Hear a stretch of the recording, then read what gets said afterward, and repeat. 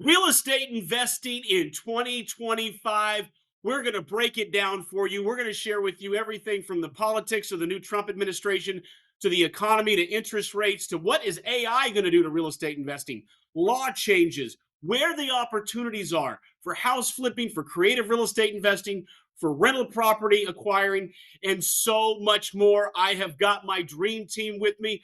I've got Brian Bush here. He is an absolute pro. I think one of the sharpest minds in creative real estate investing.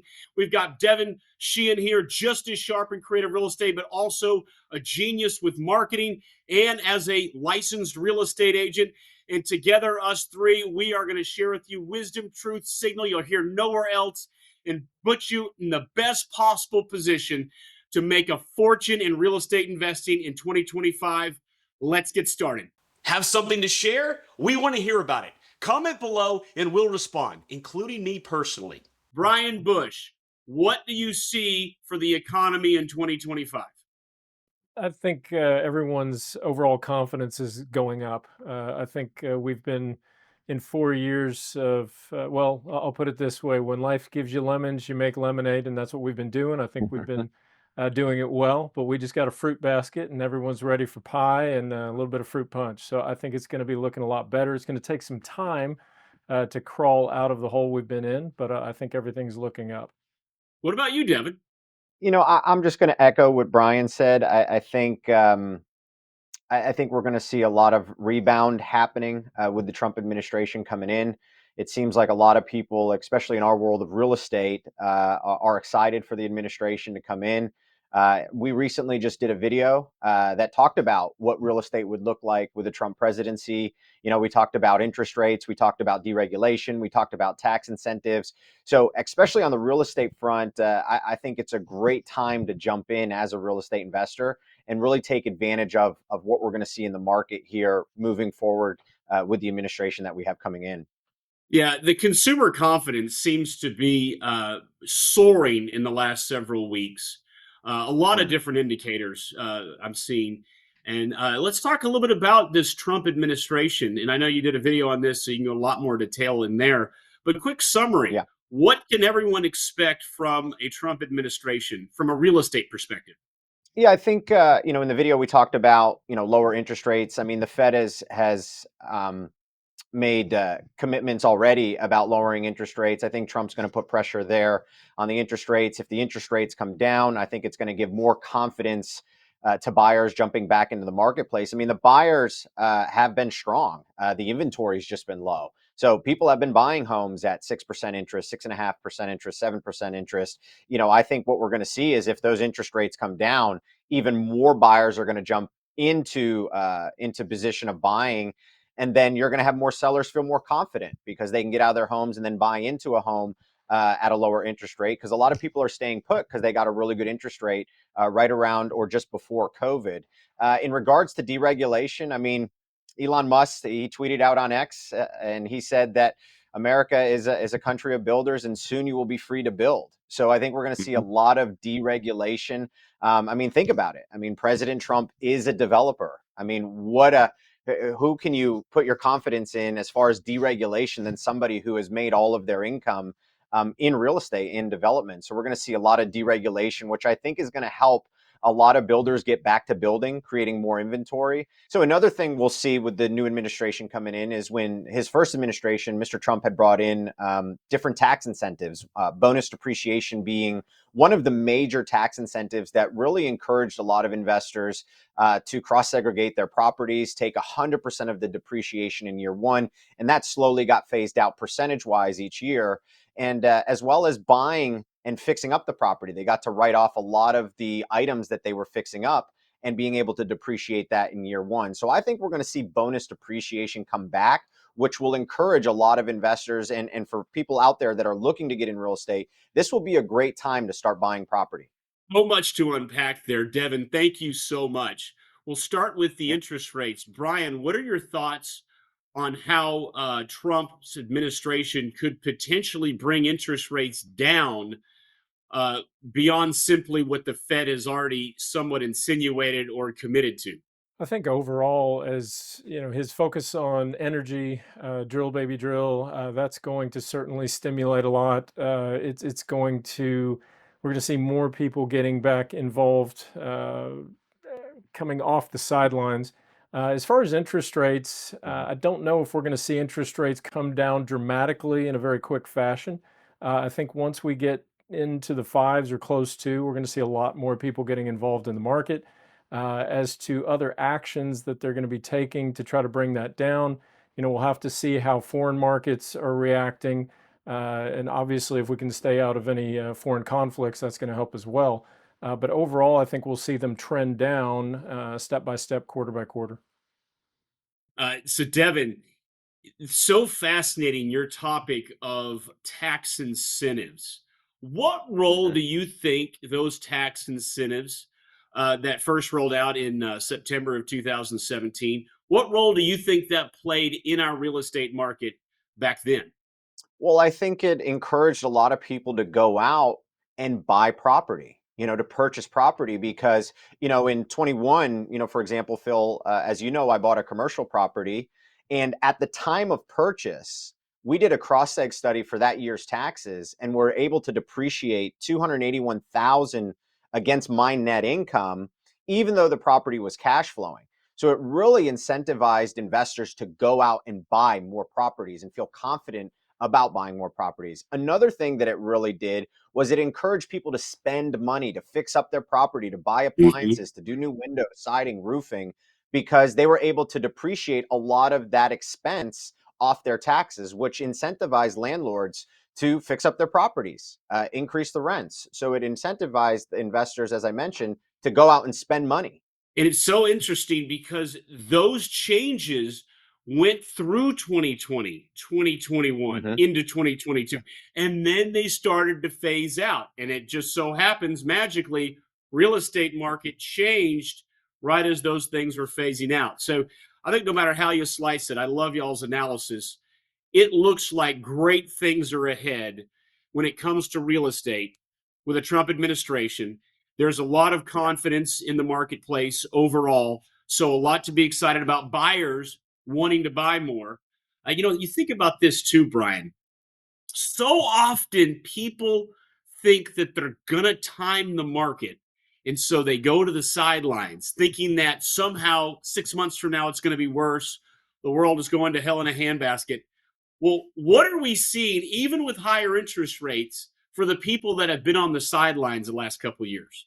Well, you're missing out. Obviously, there's always Yeah. opportunity. As I mentioned, we've had lemons and we've been making lemonade and we've been doing deals because people always need a roof over their head. So we've been able to be consistent, and the people sitting on the sidelines are missing out. It's that old question: do you wish you had bought the property 10 years ago? Absolutely, because it just keeps going up in value.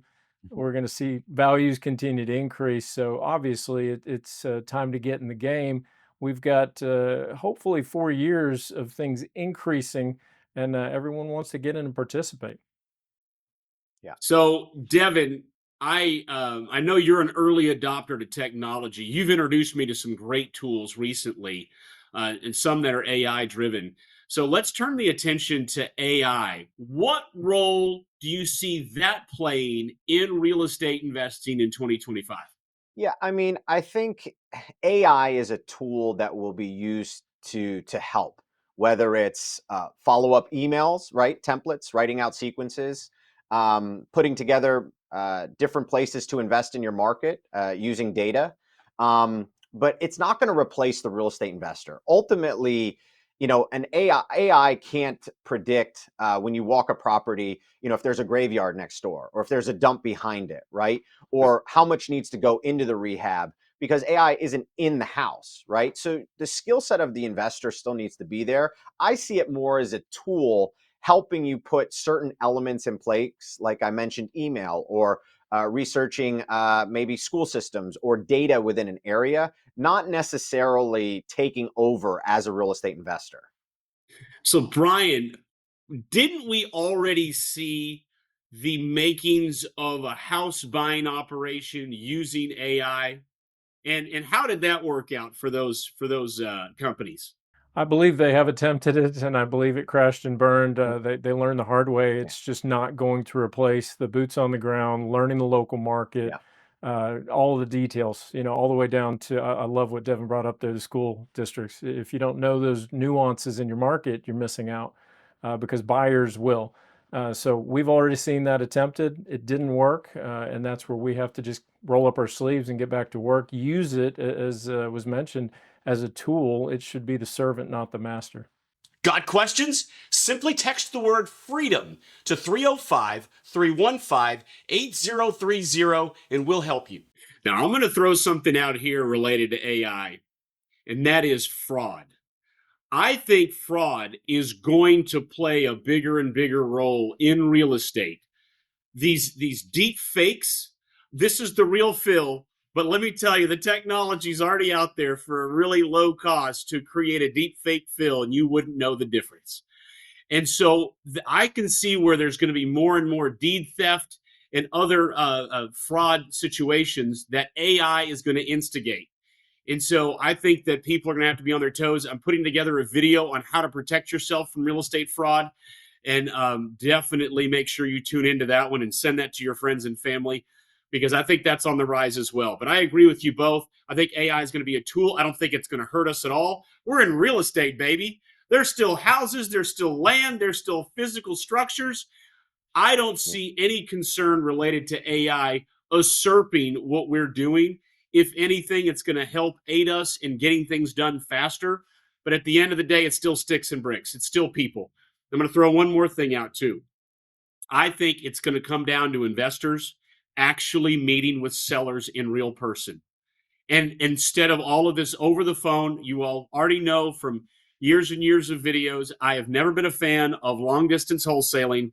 And I think AI is is going to make it even more important that you meet with the seller in person because they don't know who they're talking to. They don't know if it's a fake person on the phone on the other end. And so I think it's going to be about getting back to the basics, meeting with sellers in person, building those relationships, being that boots on the ground, looking, as you said, Devin, to see is there a dump across the street? Is there some yeah. major power lines right in the backyard? Those kind of things that no sort of data points with any sort of AI system can pick up on. And so I look at it and I get excited about what AI can do for us. I don't get concerned at all. Anything else on that, Devin? No, I just again, just to kind of reiterate it. I mean, AI, I see it as a tool to help facilitate things throughout your day, to do research on areas, specific things like schools or crime rate, email templates, text templates. But again, I don't see it taking over the investor. Ultimately, Phil, like you said, people want to do business with people, and even though technology's there, they still want to, look you in the eyes. They still want to sign a contract with you because they want that physical touch to be able to get a deal done. And that's what makes what we do so special is that we build that trust, we develop that rapport, we meet with that seller, and they can feel confident that we can get a deal done, especially with our students and as we're coaching them through deals. So let's talk about the law. Brian, major law change in South Carolina in 2024. What do you see from a legislative perspective? And I'm talking about this at a state level, not federal. State level legislation changes in 2025. Well, obviously, the change that took place in South Carolina, they're rather proud of the approach that they took to basically make wholesaling illegal. It's likely that it may act as a template for other states to try to attempt in their first legislative sessions. They would love to eradicate wholesaling. Obviously, there are groups like the National Association of Realtors and others that lobby because they want to protect home sellers, but I think that's also protecting commissions. So I think we'll see more legislatures attempting to get that in place. We'll see how successful they are at it. There's been a number of states that have tried. A few are in place. Oklahoma's another one. But that has not curtailed our ability to do business. But I think we'll see more of it. Has it, instead of curtailing, Brian, has it made it better for creative investors like us? I would say absolutely, because your traditional investor pulls out of the market or just shifts focus entirely, and that provides more opportunity for us. it's providing actually fewer opportunities for actual home sellers that have a problem because there's less Hmm. buyers out there that can solve their problem. We're able to Yeah. step in and bring more techniques to the table, just more opportunity. Yeah, at the end of the day, they can't legislate when you're on title. And creative real estate investors find creative ways to get on title. And so for us, it actually reduces our competition. Do I like it? No, I'm a big fan of less and less laws. But if it's going to be there and we're not able to remove it or fight it, well, then fine, we'll just play ball with it. And I have felt like over all of these years I've been in this business, creative real estate investors always come up smelling like a rose, no matter what the changes are. The traditional wholesaler that doesn't get on title, I think a lot of those people that don't have any other techniques in their tool belt, I think there's other states that are going to put them out of business. So speaking of legislative, Devin, it just, I guess, officially got approved by the judge. It was all the news and all the rave of 2024, and that was the settlement by the National Association of Realtors related to a class action lawsuit regarding the listing of the buyer's agent commission in the MLS. You, as Yeah. a very successful professional real estate agent, how has that impacted your business? I mean, it's a great question. I mean, what it's really done, in my opinion, is it really forces the agent to sit down with clients before they go out, before they look at properties, and have a conversation and show them your value if you're a skilled agent, and also talk about that settlement and what occurred. And really, what it's done, Phil, for agents that are experienced, who have been doing this for a while, who are successful, is they're actually signing buyer agency agreements up front. So they're not getting as screwed as much, right? Because these conversations have to take place and you have to sign it regardless if you want to see a house. So by doing this, one, from the agency side, I've seen less buyers kind of sneak off and just buy a home because they know they have a contract with the buyer's agent. But two, when submitting offers, you just submit it as a part of the offer. And the commission has still, at least all the deals that we've done last year and this year, the commissions are still coming from the seller side. It's just more of a negotiated item when submitting an offer, right? So the seller may, if you submit a buyer's agency agreement with 2.5%, the seller may say, "Well, I'm only paying 1.75%." And then you may have a conversation with your buyer that says, "Oh, if you kick in an additional 3,000, we'll put this together." Or maybe as an agent, you accept the 1.75% in that example. So I personally, and I know a lot of other agents in the area I am, we do a lot of business. It's really hasn't affected anybody. And plus, a seller offers the commission because they want the agents to bring their buyers to their house. If they know they're not getting a commission, even though it's technically illegal, I mean, an agent wants to get paid to bring their buyer to the house. So it's an interesting topic when it comes to that. But that's what we've seen in the marketplace. It's fascinating. So, Brian, working with our apprentices and the deals they're doing and the properties they're listing, have you noticed anything peculiar related to this settlement whereby it's more difficult to sell a property on the MLS because of this rule change? We've definitely seen some delays. I think the transition, as agents are trying to figure out in their local MLSs how it's going to be handled, they certainly don't want to be the case study for the first violation of any rules. Yeah. So that's definitely slowed down some showings. Buyers that need to go out and, as Devin alluded to, sit down with an agent and put together an agreement so everyone's on the same page. When it boils down, though, sellers, at least on our end, we're still offering to pay the commission, as was said as well, because at the end of the day, it's got to get sold, and we know that if we're not incentivizing that other side, we're not going to bring as many buyers to the table. So it's caused some slowdowns, but it hasn't stopped anything for sure. Yeah, I've noticed the same thing. It takes a few more days now for the multiple offer situations we create to take shape. But outside of that, I haven't seen much of an impact whatsoever. The phrase I was using was it's more like a nothing burger. It was like a technicality, and in my opinion, I think all it did was temporarily hurt buyers. I don't think it had any other benefit to the marketplace. But ultimately, if we don't provide a healthy commission to a buyer's agent, they'll go elsewhere. and they're the ones with the buyers.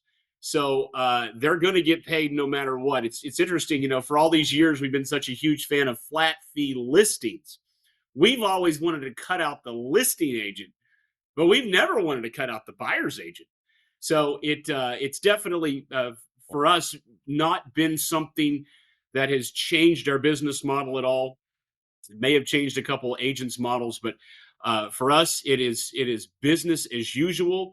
I was looking at a deal today, multiple offer situation, 4 offers listed at 200,000, highest buyers at 255. So our model is still working strong, and that was well up in Wisconsin during a very very Yeah. cold week. So our model still works great. Every successful real estate investor has a mentor. Get mentored by me and my team by applying to be my next apprentice. Click the top corner.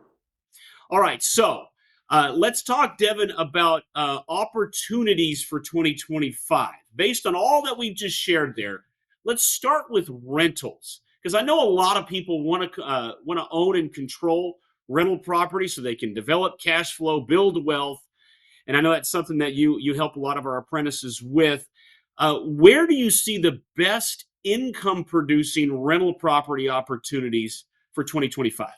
I mean, it's an interesting, question, Phil. I mean, as we talked about actually last week, a lot of time when we're coaching our students, especially on the rental side, is the deal really has to cash flow and make sense. Me and you talked last week is in what we do.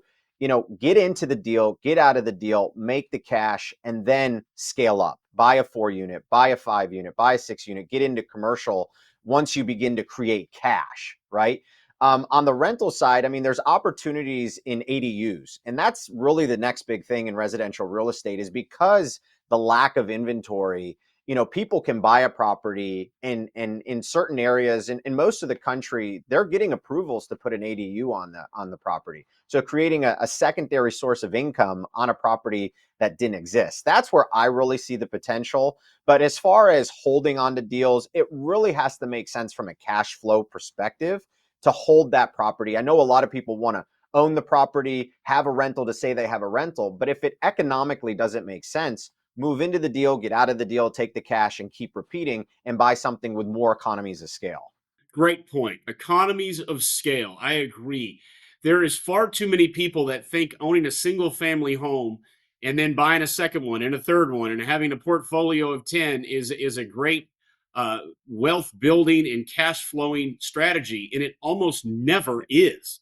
There has to be that Yeah. economy of scale, 4 units, 10 units, and otherwise just flip those single family homes. Got a great video from years ago on this exact topic. So if the opportunity is in ADUs or is in multifamily, that's because it's a roof over their head. That's because rental rates continue to go up because even though inflation has supposedly come down, the rates are still climbing. What do Yeah. you see from some of these other types of real estate investments, from short-term rentals and mid-term rentals, and maybe we could even, I mean, other types of investments? Yeah. Where do you see those going? I mean, I think, listen, Airbnbs and VRBOs, people love them. They want to stay in the properties. I mean, we stayed in recently in New Hampshire in a VRBO because it allows you to stay in you have your full kitchen, your bathrooms, your bedrooms, but there's so many changes, Phil, that are happening so quickly that it's just not a dependable model anymore.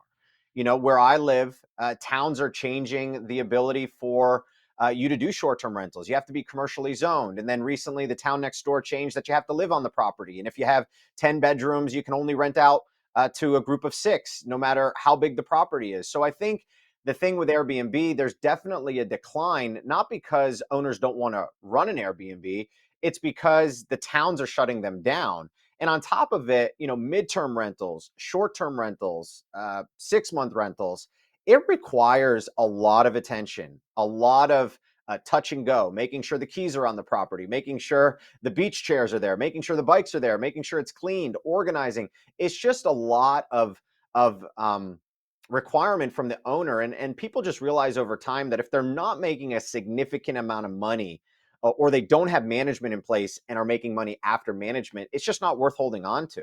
What's really interesting to me is that whether it's short-term rentals, which then it became midterm rentals, it's like the next big thing, but yet none of it really had the foundation or the legs to stick around for the long haul from a cash flowing and from a scalability perspective. One of our graduates of our program, and a graduate, somebody who's made over $500,000 with us, flipping houses and creative real estate, he built a portfolio of midterm rentals near an Air Force base, and he ended up selling the entire portfolio and moving into multifamily because of what you just said, Devin. It was just too much of a hassle, and Yeah. you got to pay for all the utilities, and you have all the furniture. So it went from short-term rentals to midterm rentals, and we're back full circle to quality, affordable housing, long-term rentals. They just have more cash flow when it's all said and done. There's a lot more management companies out there that know what to do, and it's just a lot more efficient. So, yeah, great topic there. All right, so Brian, we just talked about rental investing opportunities in 2025. Let's talk about house flipping and creative real estate investing opportunities for 2025. Where do you see those being the best? Well, I think what we said a year ago, we knew that we would see a lot more opportunities for creative deals, subject to taking over those mortgages at 3%. I think we'll continue to see those opportunities. While we may see some rates come down gradually, I don't think we're going to see a huge inventory shift. There's still plenty of folks out there that, even as the economy picks up, it's going to take some time to get back into a good position. And when things are tight, divorces occur and job loss occurs, you still have folks that need a solution immediately. And so subject to is Mm. going to remain a great opportunity for us. I love what you guys were pointing out on the flipping side. If you have the opportunity to hold it and produce some cash flow, it might be good, but along with the management headaches, you might be better off flipping more of those properties and working into multifamily. So I think there's going to continue to be a lot of opportunities for that in 2025. Everyone loves picking up those deals with low interest rates and just seeing those cash flow or flipping those. We've even been successful in flipping some of those terms opportunities to new buyers. So I think that will continue to be a great opportunity. What about you, And Devin, on that so topic? Yeah, I was just gonna point out something Brian said there that I think a lot of the viewers need to understand that, in an up economy, in a down economy, the type of people we attract and the type of deals we do is we're providing solutions to people's problems, whether it's divorce or loss of job or falling behind on their mortgage payments, regardless of what cycle that we're in, people still have those problems. And that's a really key, important thing to understand. And certainly something I never viewed real estate as before I was coached by the team is that these type of situations are happening in a good economy or a bad economy. And that's why what we do is bulletproof, because these situations are coming year in and year out, and we're there to provide the solution out of the problem. And that's a key thing to keep in to remember. Absolutely.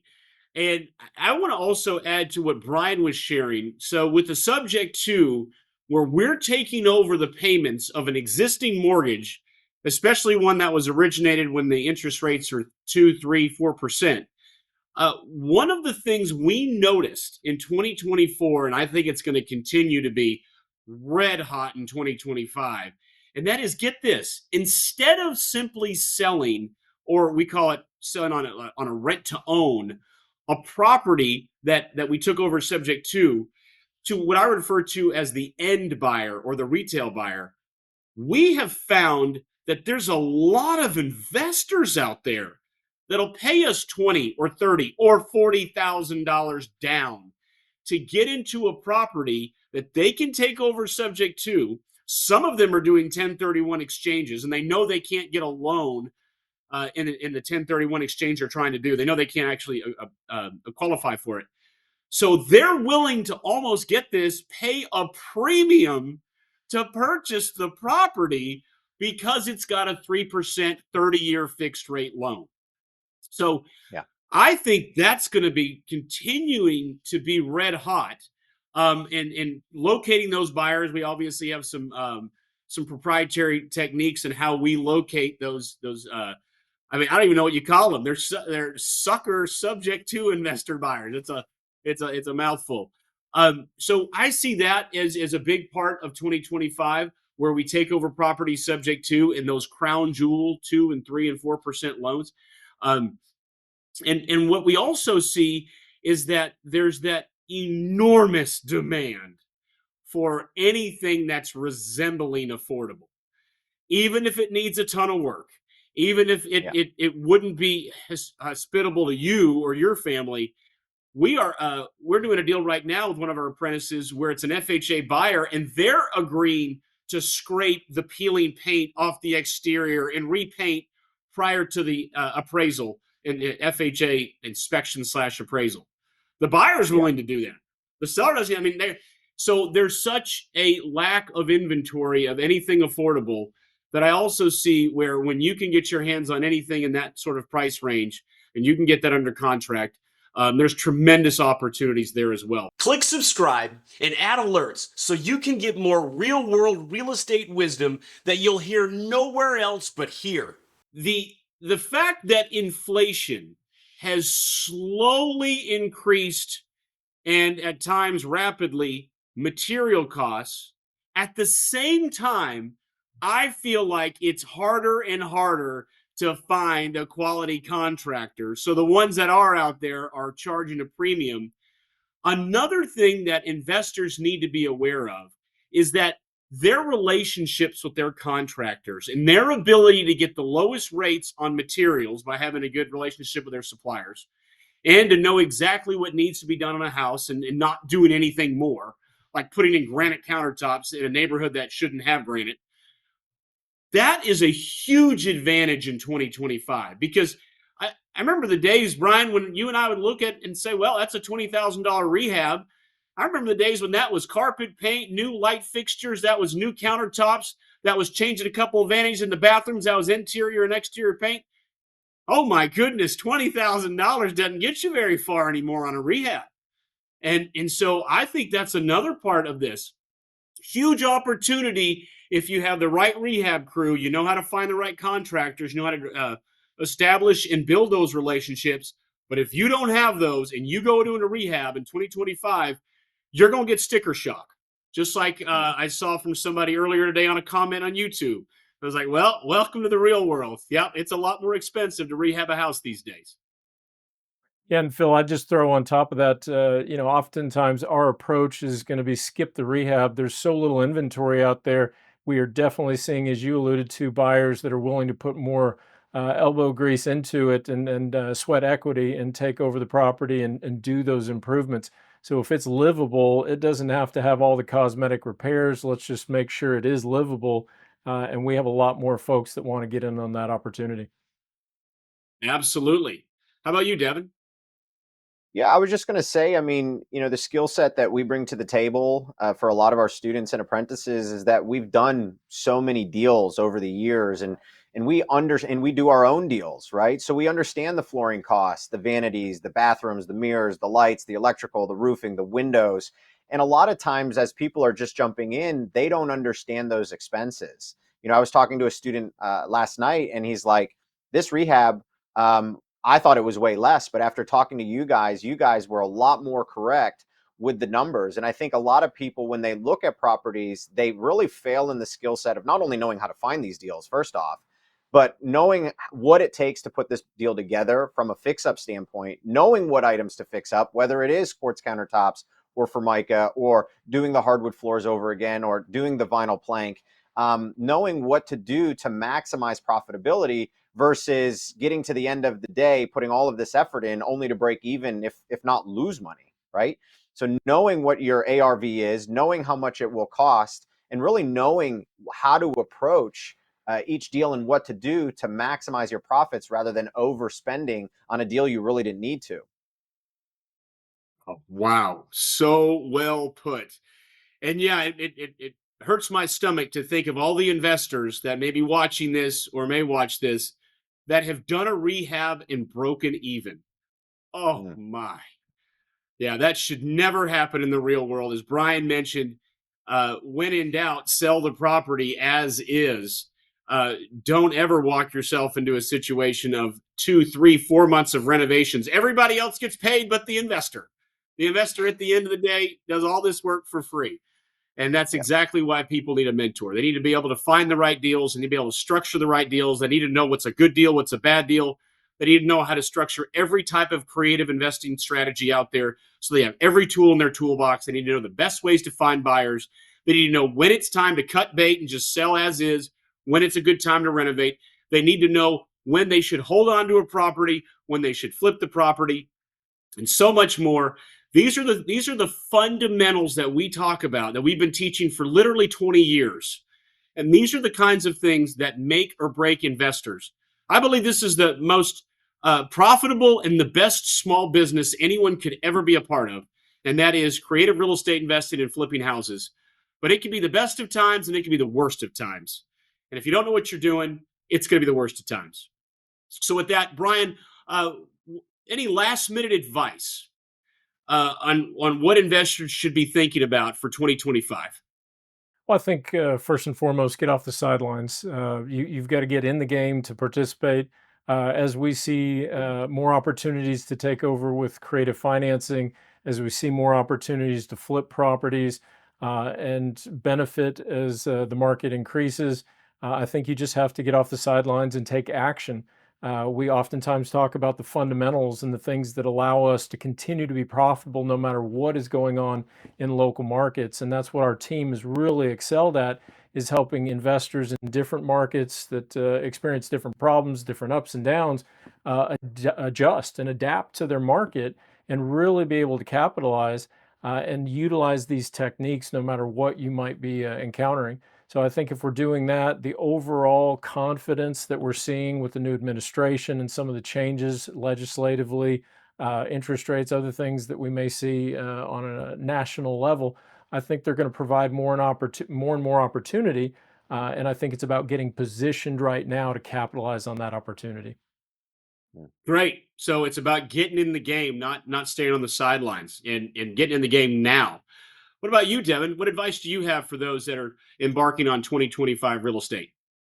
Yeah, I think Brian hit the nail on the head. I just think so many people talk about having goals, setting goals. This year I'm going to get into real estate. Next year I'm going to get into real estate. And all of a sudden you look back in the rearview mirror and you're 5 years later and you haven't done anything in real estate. So first, you have to make the decision to do real estate. Don't get distracted, jump in, take action. Second thing is you don't try to time the market. I even said this in our last video. You have to understand, as we mentioned earlier, as we were talking, that in good markets or in down markets, people need to sell. People run into life situations, as I call them, divorce, people die, people fall behind on their mortgages. So you have to look at real estate from a different lens. And then lastly is, whether it's us or someone else, find somebody who's done this well and has done this over and over again, so you can shorten that learning curve, so you can compress all of our experiences or someone else's experiences to shorten your learning curve and make less mistakes and be profitable and more successful much faster. So find a coach and a mentor. Amen. You know, we're doing this right now with a mentor, if you will, who is running all of the AV on this as we're talking. I was asked to coach my 11-year-old's soccer team. You know what I did? I literally went and found a former pro soccer player to be my assistant coach. I mean, no matter what we're doing in life, go grab someone who knows infinitely more than you do and get them to teach you. Get a mentor. I thought that was such great advice, Devin, because that's how someone can legitimately get into real estate in 2025. Let's be real. It's competitive, as it should be. It's profitable. Anything profitable is competitive. But that's all the more reason why when you get a mentor, you can leapfrog over so many of the competitors that have so much pride and arrogance that they don't go hire a mentor. Go get one. And as you mentioned, whether it's us or somebody else, get somebody good. Somebody that has the passion, has the experience, has the intellect, and understands how to adjust as things change. Be sure to get your free copy of my best-selling book, How to Be a Real Estate Investor, and that comes with the audiobook version as well. Click the top left corner. Well, you all, thank you so much for being a part of this. Brian, Devin, I love your insight. And everybody, I hope y'all are loving the videos they're putting out. They're putting a lot of time and energy into providing as much wisdom, as much signal, as much truth as they can. And we want you all to have an incredibly prosperous 2025. There's going to be pitfalls. So make sure you have a mentor along the way. Get off those sidelines. Get in the game. Do it right. Go make a bunch of money and make 2025 your best year ever. Thanks, everybody.